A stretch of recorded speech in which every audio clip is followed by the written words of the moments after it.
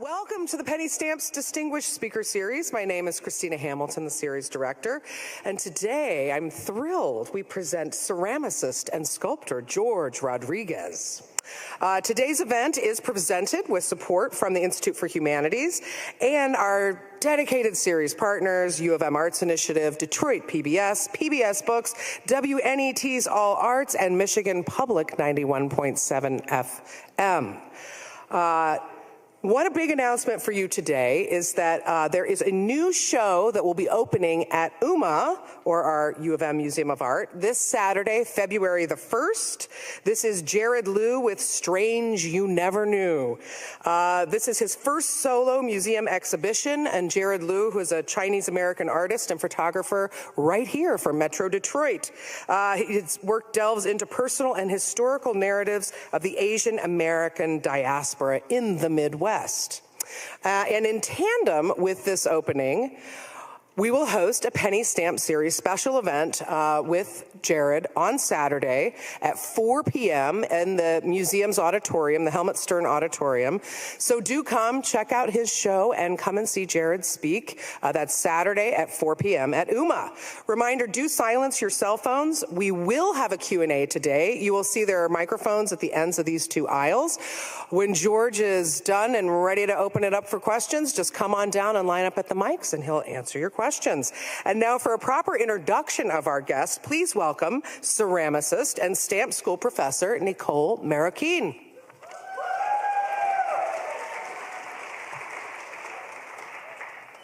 Hi, everybody. I'm really excited to introduce tonight's Penny W. Stamps lecture because George Rodriguez is one of my favorite artists. I'll never forget the first time I saw his work in 2019 at the National Council on Education for Ceramics Arts Conference, or we call it NCECA. I walked into the exhibition for emerging artists at this entrance of this giant convention hall in Minneapolis, and I turned a corner, and there they were, these two figures, and I was immediately overwhelmed by this physical urge to hug them, which I did and got away with. The only way I can explain this encounter I had with these figures is that I felt like I was like seeing family or being seen by a family member. I'd never really had this kind of feeling of familiarity at any kind of NCECA conference or ceramics event before like this. So the figures are colossal, they're heavy, they're substantial, their gestures and expressions combined with the dense patterned surfaces make them seem like otherworldly, like visitors from the past and the future simultaneously. These particular figures were positioned in a way to reference the iconic American Gothic painting. So to me, they became a declaration that our culture, our labor, our contributions, our brilliance share a place in the foundation of this country. They say that we are of here and we belong here. George Rodriguez was born and raised in the border city of El Paso, Texas. He earned his BFA from the University of Texas, El Paso, and his MFA in ceramics from the University of Washington, Seattle. He's currently faculty at the Tyler School of Art and Architecture in Philadelphia.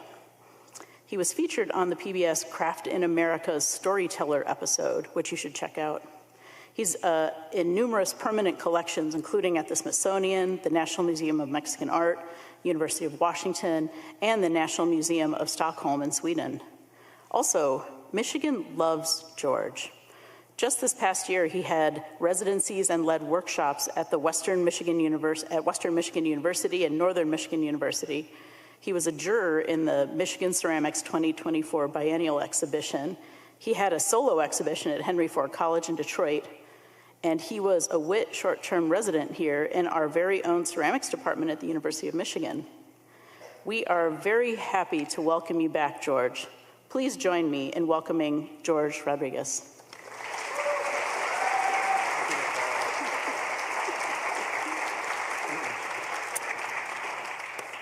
Wow, what an amazing introduction, huh? It's like, it feels so good. And I think Nicole maybe got away with like hugging those pieces for a little while, but I'm sure it was just like, okay.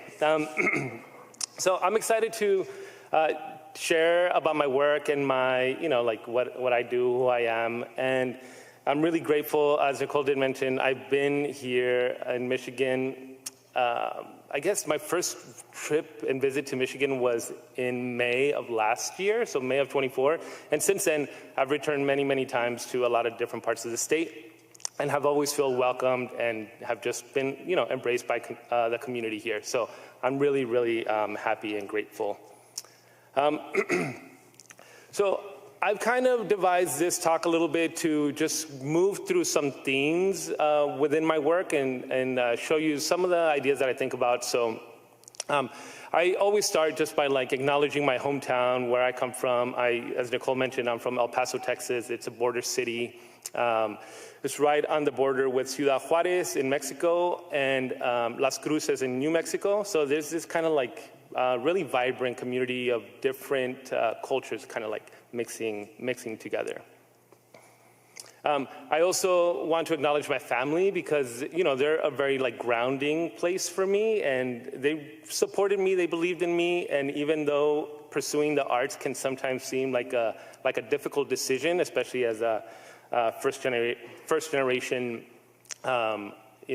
American. So they really just gave me all the love and support, so I want to thank them. So my studies did start at the University of Texas, El Paso, UTEP, and I went here for undergrad not knowing that I was going to study ceramics, but like any path that you pursue, I just had the most amazing mentor in Vince Burke, and he still teaches at that university. He's a friend, and I want to acknowledge his kind of just everything he gave to get me to continue in my pursuit of creative practices.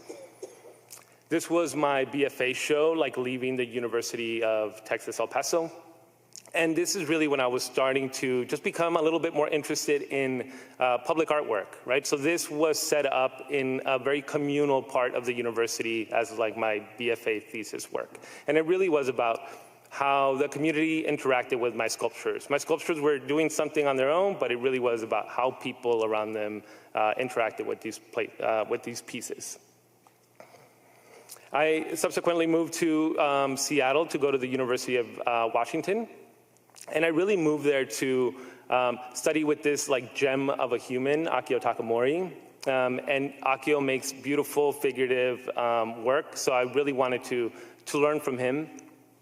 And there I met Doug Jeck, and Doug, another amazing, powerful figurative sculptor. Both Doug Jeck and Akio Takamori have passed on in the last, 8-ish years. Also at the University of Washington was Jamie Walker, who kind of rounded out my ceramic faculty, and John Taylor, who was an instructional tech at the university. And I like to acknowledge these people because they had, again, a big impact on me as a maker. They, gave me opportunities to just follow my ideas. They opened a lot of doors, and I wouldn't be able to do what I do now without this foundation of people that kind of believed in the thing that I was doing. At the University of Washington, I had my thesis work, right, which was this set of 9 musicians, and these are, when you entered the museum, this was kind of the first vantage point that you would see. So you got a sense that, there was something on the other side. It was basically a wall of figures. They're about 7 feet tall, 20 feet long. So you would walk up and you're like, okay, there's something happening on the other side. So the idea was that we could stand on this back end and kind of keep wondering, what's happening on the other side of this sculpture? Or you can take a step and go to the peripheries, and you can get a clearer view, and you're still on the outsides looking in, and you get a clearer sense, but you're not fully embraced, right? Unless you make that step and walk inside to be fully surrounded by maybe something that is a little bit different, maybe something that's unusual. So it really was about where we place ourselves within different communal groups. And again, I moved from El Paso to Seattle, and I think I was missing kind of a little bit of my culture, a little bit of my family at the point where I made this work. So I want to divide this into a couple different categories, the first being self-portraiture. So here I have one of the very first pieces that I made in clay, which is titled Puzzled. And Puzzled was my intro to clay class, right? And this is my attempt at a self-portrait and how I was feeling at the time, right? So kind of missing some pieces, etc. I looked a little different in 2004. And then the middle one, Rodriguez with flowers, that's the first time that I started implementing this ornamented style on self-portraiture. So this was kind of like that piece where I'm marrying this idea of talking about myself, but also this love of embellishment and ornamentation. And then We the People was a self-portrait that I made after the 2016 election, which was very divisive, which kind of, marginalized a lot of my community. So that was me making my response to kind of the feelings and time in 2016. So this is I'll include some process images because I do work in clay, so I want to, the material means a lot to me. I love being able to touch it. I love being able to form it into what I like. So you'll see a couple of process shots, but this is a self-portrait that I made in 23, I believe, 22, 23. And the idea with this was I wanted to really include a lot of imagery, right? So different type of imagery on the armor, on the body of this piece. So I started with the Quetzalcoatl, and the Quetzalcoatl is this kind of giver of life, right? So I kind of placed this Quetzalcoatl creature kind of in the crotch of this self-portrait. Then I moved into introducing the jaguar, and the jaguar is this power creature of the land, right? So it's this powerful creature of our time now and here. The Choloscuincle, which is this guardian of the afterlife, so it's kind of this guy that's kind of takes us beyond. The Venado Azul, the blue deer, which is this mythical spirit guide. So we have kind of the earth and grounding, the spiritual life, the afterlife. And for this self-portrait, I was able to go to Mexico, to Coyotepec, just outside of Oaxaca. And I went with the intention of finding a vessel made by an artisan that I could bring back to incorporate into my work. So I went and talked to some potteries, talked to some people, made those connections. And I included Akio in my, he was one of my mentors. And Akio Takamori was just a really great influence for me. And I use his clay bodies. So there's a clay body named after Akio, and that's kind of the recipe of all these different types of clay that make this specific clay body. So I was thinking about ancestry, I was thinking about influence, so I wanted to make sure that Akio kind of made his way into my work as well.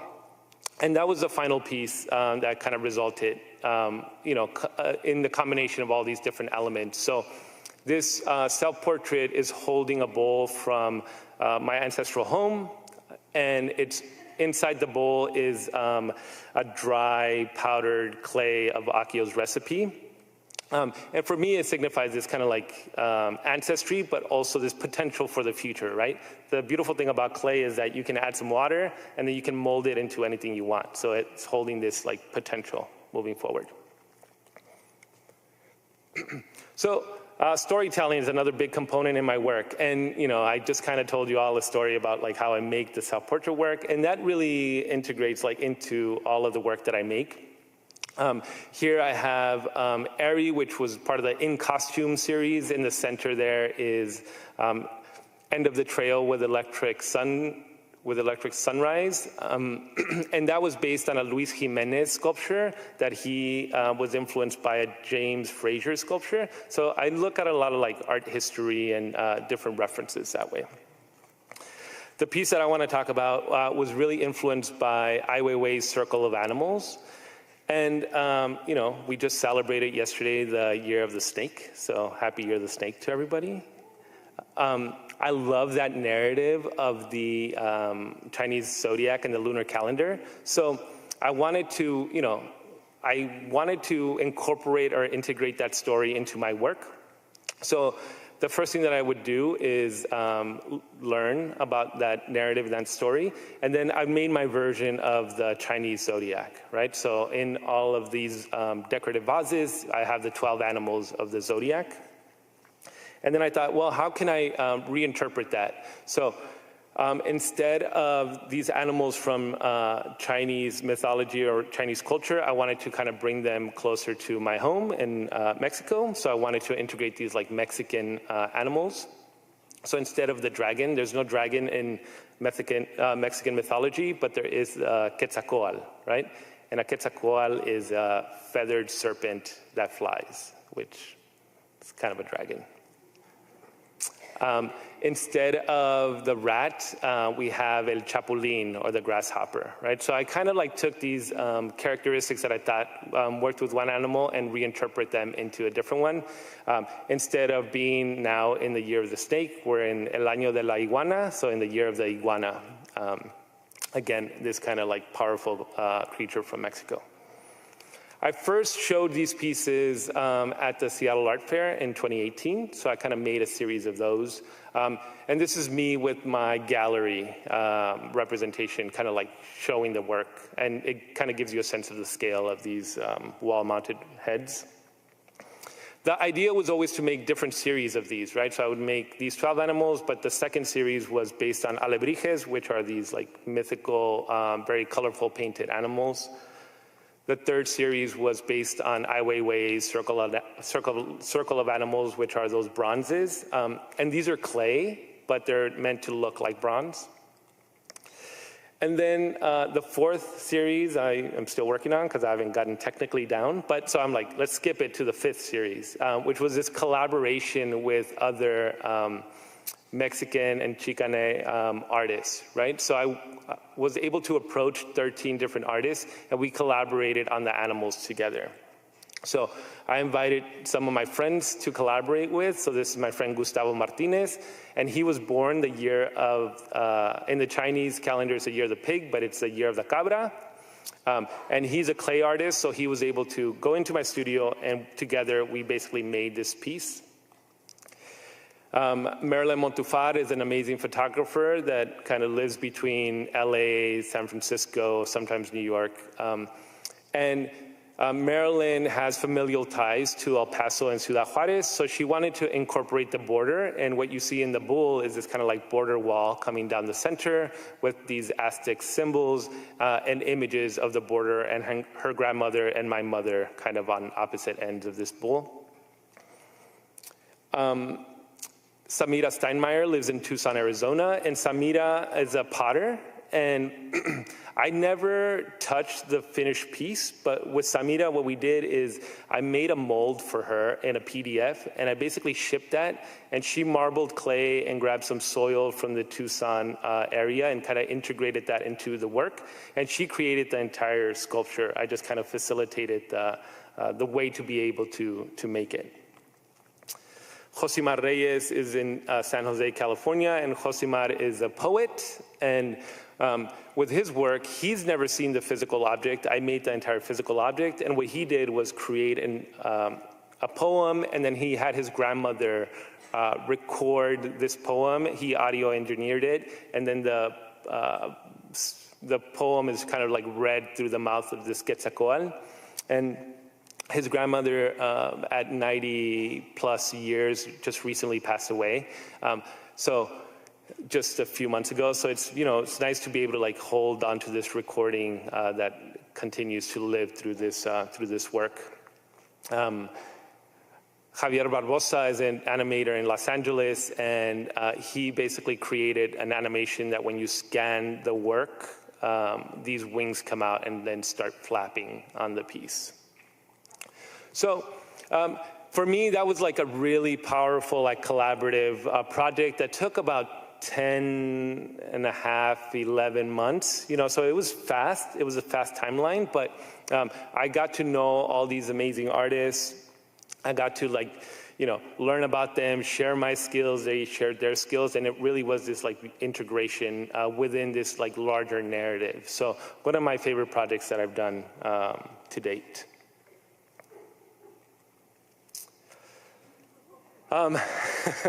Gathering spaces and altars, right? So that middle image, that was part of my thesis show at the University of Washington. So I had those mariachis, but I also had this. I have 4 older sisters. I'm the youngest. My sisters, they all had quinceañeras. I don't know if you know what a quinceañera is, but all my sisters had quinceañeras. I, as a male, did not have a quinceañera. So I made myself basically a quinceañera, right? So that's me as a belle of the ball, as I was kind of entering my artistichood, leaving educational institutions. So I love gathering with people to make work, to present work. It really is about I think a lot of my practice now is moving towards not just, I still make singular objects, but I really love this integration of how do I bring people in so that we create together.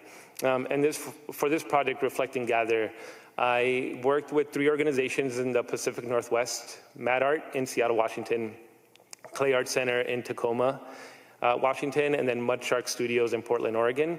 And we, they kind of helped me work on this set of 6,000 tiles, basically. So I went to Portland, Oregon, learned to use a RAM press. We made about 2,000 tiles using their RAM press.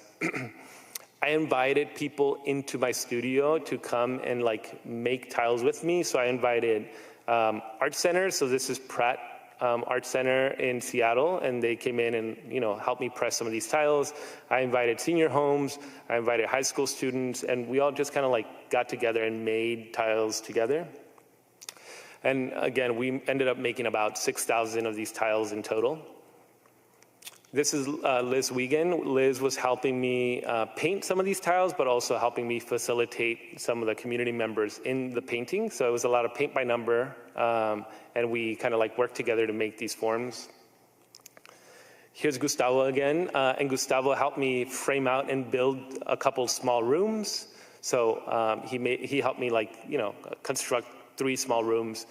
And what resulted was this installation titled Reflect and Gather. And Reflect and Gather was really about those 2 things, right? I created a plaza in the center where we could gather. So there's little benches, there's some plants. It's a space where we can just come in, sit down, have conversations, be in community together. But then after we talk to each other, we need that reflection time, right? We need to be able to digest what was said. You need time for yourself to kind of just care for yourself. So there was these reflection rooms. And the reflection rooms were tiled on the floor, on the walls, and on the ceiling. So you can go in and just be completely kind of immersed in this density of material. One of the biggest surprises for me was just the way sound moved within those spaces, because that first one that was more kind of gold, the sound really bounced. And this one, the sound kind of absorbed. So that was really wonderful to witness. And the third room was this room where over the course of the 6-week installation, this was a wet clay room, so it was completely smooth to begin with, and people could go in and then leave their mark, right? So even if there was 2 people, 3 people, they could leave their mark. The next day, somebody else would come in, they would leave their mark. So there was this accumulation of our presence and how we were sharing space together, even if we weren't all visibly there at the same time. It was also a really nice meditation for me, where I had to go in and water this room so it wouldn't dry out, right? So every day I would have to go in with a mister and just mist this room, and it felt cool, like a sauna, and it was just really a lovely space to be in. That then turned into this project. So the same tiles from Reflect and Gather got repurposed for this installation titled La Flor, el Nicho de sus Memorias. And this was an installation that I made in 2020 during the height of the COVID pandemic at the Clay Studio in Philadelphia, right? So this is a time when a lot of institutions were closed. We really couldn't gather in big numbers anymore. So I wanted to make this altar, and the way that I designed these tiles, because I knew that the Reflect and Gather was temporary, was so that they could be screwed on the wall and then taken back off, right? So I could kind of transport and repurpose these tiles. But La Flor, el nicho de sus memorias was this altar space where I had a central figure. The central figure is Mictlantecutli, who's the Aztec god of death. And there was a lot of death around us during the 2020 pandemic. So I wanted a place for that to be acknowledged. And I left these little skull offerings. And the idea was that if somebody would come in by themselves, again, they could take a skull, they would take a little bit of wet clay, and they would leave an ofrenda, they would leave a little offering behind, right? So again, if you are the only one there, you get to spend time in that space. And then if you were to come back a couple weeks later, you can see that other people had been there as well, right? Because that starts to accumulate over time. So this whole idea of even if we're by ourselves at one time, we're not alone, right? There's always people to kind of like rely on. And that resulted in this beautiful conversation on Dia de Muertos on the Day of the Dead in November of 2020, where this was a Zoom conversation where we took all those offerings and we basically put them in a small tub with water so they could slake down back into the earth. And we just had this conversation on Zoom about grief and loss and just kind of our feelings during that time, which was a nice place to kind of connect.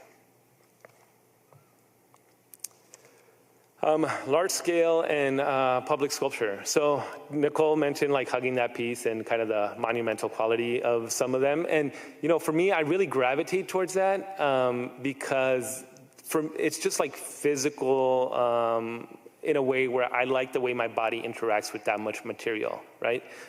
There's this idea in ceramics about being like very macho, especially when you use a lot of clay and you're just like throwing it together and it's like earth and power. But for me, it really is just like, it keeps my body moving and there's something about like interacting with these like big pieces that are somehow less precious in a way. That center image is a show that I had back in my hometown in El Paso. And the two figures, the Uncle Sam and the Tia Catrina, kind of represent me, represent the border of El Paso, Ciudad Juarez, and they kind of protect these sanctuary figures that I created. So right after this, tomorrow, I actually will go to Kansas City. And I first went to Kansas City probably 3 years ago, and it was because of this. I got this amazing commission to create a public sculpture for one of their new airports. So I was thinking, well, what can I make, right? I made this little mock-up of these musicians, kind of harkening back to the mariachis. And I've been looking at this statuary from Teotihuacan, these small stone sculptures, and I've made some versions of those sculptures for myself, which I call like companion figures. So I wanted to use that kind of like body in the creation of these musicians. I had the opportunity to go to Kansas City, learn about the culture there, learn about the jazz scene, right? Like really kind of integrate myself, talk to some people, visit museums, figure out what my work was, what the musicians were going to look like. I don't have like a musical bone in my body, unfortunately, except for karaoke maybe. You know, I was learning a little bit about the jazz scene, and I integrated this like jazz score onto the body of one of these figures, and he kind of represents the jazz scene in Kansas City. I also, you know, learned about the Negro Leagues Museum, and I wanted to make sure that I incorporated that into the work. And Kansas City was one of the first places that had the Monarchs, which was one of the Negro League teams. So I wanted to make sure that that made its way. And a lot of the ornamentation, if you just look at it from a distance, it just looks decorative, right? But if you look at it and investigate a little bit closer, these are little baseball diamonds, small bats, things like that, that if you investigate, those things will reveal themselves. And that gives you a sense of kind of the scale of some of these pieces. I was building these at the Tyler School of Art in Philadelphia. And, you know, regardless of what I'm making, it takes a community of people. This is Brad Davis and Liz Wiegand again. They help me like paint, they help me move pieces. I'm always like relying on people to kind of like help me, and in turn, you have to kind of offer help back, right? Like it's a two-way street. And that's what the pieces kind of look like within the university. I put these on crates and then ended up driving them myself to Kansas City. There, I worked with some amazing artists. This is Syke and Holly, and they're amazing muralists in Kansas City. They designed the nameplate for the sculpture, which is "Let the Music Take You." This is Jake Balcombe, and Jake made all of the metal work for the pieces, right? We got to make sure that they don't tip over, they don't hurt anybody, they're earthquake-proof, et cetera, et cetera. These are the fellows from Belgium that helped me like lift and get all of these pieces into place so that they're like nicely secured, so they're like big muscle people. And that's what the piece eventually looks like. So if you end up going to Kansas City, flying into Kansas City, you can visit these musicians. And the whole idea is that they're either on their way to their next performance, or they're coming home from their previous performance. So they're kind of like in transition somewhere. And I haven't been back since, I installed them in, I don't know, 22 maybe. So I'm excited to just see what they look like now that they've been lived with. When I was there, it was a big empty airport. People hadn't been in there yet. So I'm excited to see how folks actually interact with this work. Another piece in terms of like public sculpture was this more recent installation, which was installed just 1 year ago at the Clay Studio in Philadelphia, which is titled Transporting Traditions. And the idea of this work is the Clay Studio has an amazing new facility in Philadelphia, a brand new building, state of the art, and it looks just like any other building from the exterior. If you go inside, all the vibrancy of clay and art is visible, but from the outside, not so much. So we worked to get a grant to fund this public art for the front of this building. And I created this piece in Seattle, Washington, in my studio there, and invited some students from the university to come through and like talk about the work, see the work, et cetera. I then drove it to Philadelphia and kind of finished it at the Clay Studio. And this is what the piece looks like kind of installed in front of their building. And the idea for this work is really about transporting traditions. The Clay Studio, again, beautiful new building in this kind of quickly gentrifying area of Philadelphia. So I wanted to acknowledge the people that are living there that are starting to get either pushed out or maybe not be as visible because of the change in the neighborhood, right? So this figure is carrying 3 vessels that are formed with the imagery of different parts of the world. So it has this kind of purse that has like Caribbean imagery of like Taino symbols. There's this Middle Eastern vase in the blue and white, kind of like below, and then there's this West African vessel on top of the head of the figure. So I wanted to make sure that those things were kind of included, and they're subtle, but if you know, you know, and it really hopefully shows the community that they're still like a part of this place. And those are the folks that helped kind of install this work. And the person sitting on the piece, that's my partner, Marisol, sitting there. Who again, art's hard, so you have to, there's a lot of relationships to maintain, not only with the community, but like with, relatives and partners and all of that, so.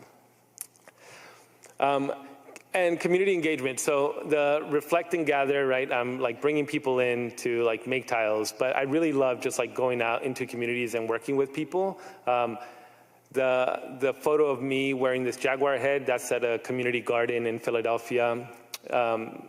The headless rat there, it was about taking these pieces into the gallery, but giving gallery goers the agency to like take a head and switch them around. So like you can have a little bit of play within this space that might seem a little bit like off-putting sometimes. These are 2 urban guardians that I made when I first moved to Philadelphia, kind of like,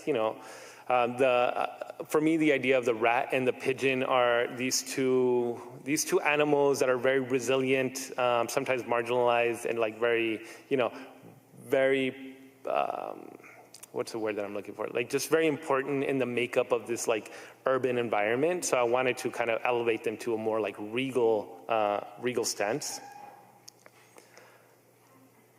And that kind of led me to this community project that I worked with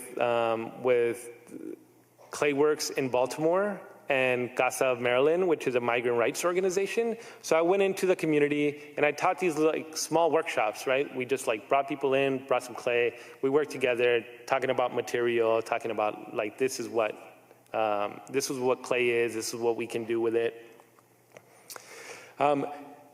And it's primarily like largely Spanish-speaking community. So it was there. The workshops were taught bilingually. So I was teaching in both English and Spanish at the time. And the idea was, again, to like create a public sculpture for the front of this migrant rights organization of CASA of Maryland. So what they did is they created this poster. I made 3 little mock-ups, right? And the community members could vote on which one of these mock-ups they wanted to see made larger for the front of their building. So they had some input initially on the workshops, like what should we, what kind of work should we create? People love animals. I made these animal mock-ups. And then they voted on which one they liked the most. They liked the one in the center. So then this is Carolina Marin, and Caro was an intern of mine one summer, and she helped construct this piece titled De Este Lugar.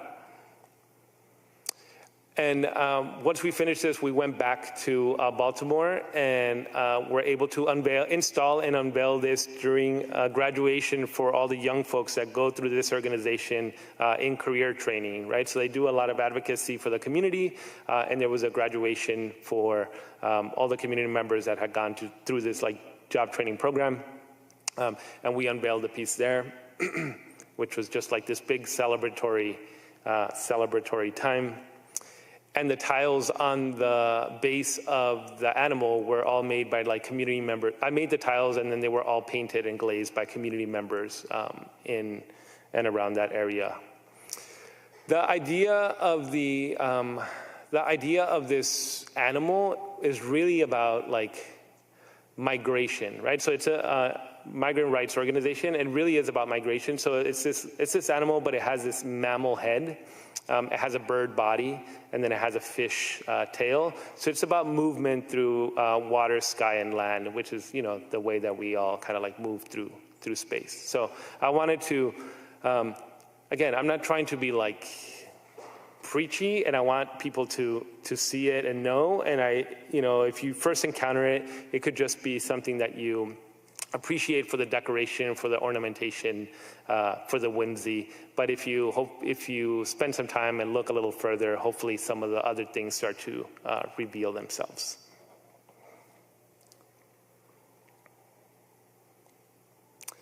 The last couple things I want to get into are just like teaching, right? So a lot of my work had really started with just me making objects initially. So I think of myself as an object maker. Clay is really communal. You need this like environment where you have a kiln, you have space, things can get dirty. It's heavy, it's fragile, all of that. So I thought of myself as an object maker, and then these objects would live in institutions like a museum, a gallery, etc. And then slowly that started to move into this like communal work, where it really was about like, how do I bring people into my studio so that we could create together, so that we can make things as one. But then the finished product was still kind of an object or an experience installation, right, based around these objects.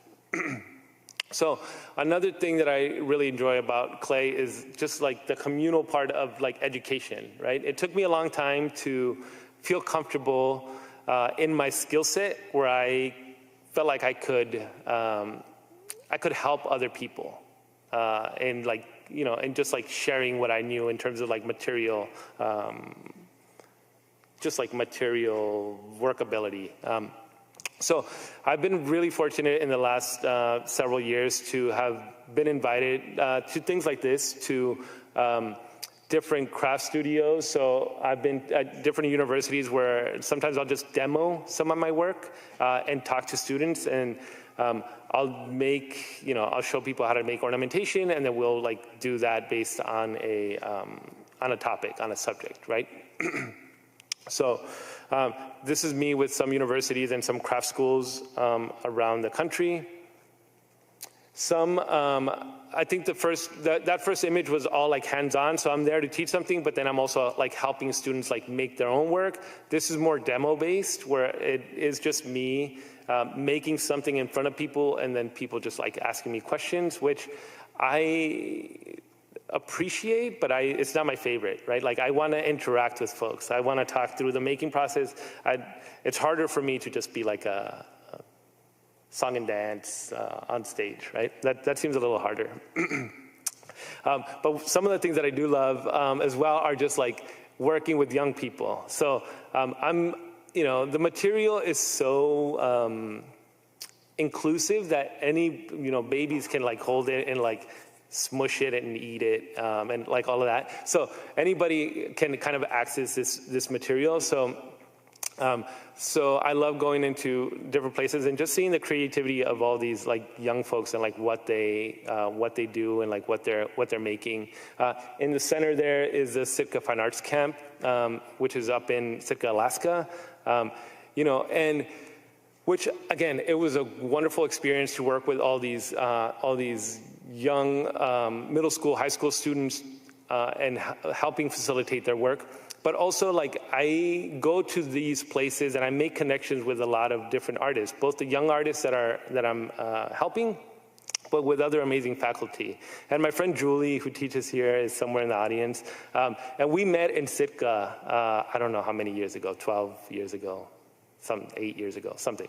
But, it's like we met in Sitka, we just reconnected here, and there's these beautiful things that like happen all the time where you can kind of go share your skill set and then bond with somebody, and then these connections kind of like carry through to other places. So all through like art making. I teach at Tyler School of Art in Philadelphia. And this is just last semester with my intro students. And one thing that I like to try and get across is like people think ceramics is like tabletop, right? I did when I was an undergrad. When I first got into clay, I'm like, I don't want to do this because I don't want to make pottery. I don't really know how I feel about that. So I think people's conception of like clay work is tabletop utilitarian pottery, which now I completely love, and I think it's, if you can do that well, it's phenomenal. But I also want to let people know that it's just a material to like get your ideas across. So this is the intro class, and one of my favorite projects is that they make these giant heads that they have to wear, and it's always hilarious and wonderful because clay is heavy and it's fragile, and to have somebody like trust themselves enough to like put on a 15-pound head and take a photograph is like one of my like best moments of joy ever. So I try and do this project as much as possible. And then the last thing that I'll talk about is just the color network. So I, have been in the clay world for a long time now, and there's this amazing organization called the Color Network, and I'm a co-organizer of this organization. And what we do is we just try and help artists of color advance in ceramic art. So we're just like showing them opportunities. We're providing mentorship. We have partnered with a couple foundations and offer grants, things like that. This was a residency at a craft school in Maine called Watershed. And this was this happened in 2022, maybe? And we just kind of gathered as artists of color, mentees and mentors, and just kind of held space together, right? And there was no hierarchy in like, I'm a mentor, you're a mentee, this is, I'm showing you things. Once we were there, we were kind of all equal, and we were just like working, like being creative, working with the material and like sharing stories. And that's what we try and do through the Color Network, just like give people the confidence to like pursue their creative talents.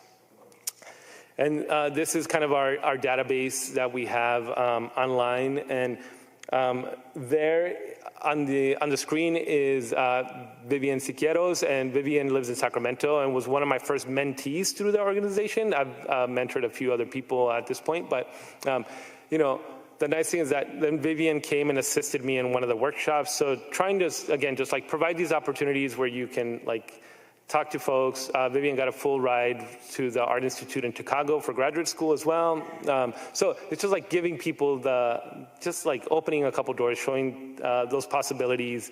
And I had that in all of my mentors in my family. So I think it's only right as artists and people that we kind of like, once we're able to open doors for other folks, we really take advantage of that and just like give as much as possible to, you know, help foster not only the next generation, but just like foster and like better the community, because we do just like, we benefit from everybody like being on board. I believe in this organization, and I think, you know, and I'm really happy with kind of the work that we're doing. So I think I'll leave it at that. Thank you so much, everybody.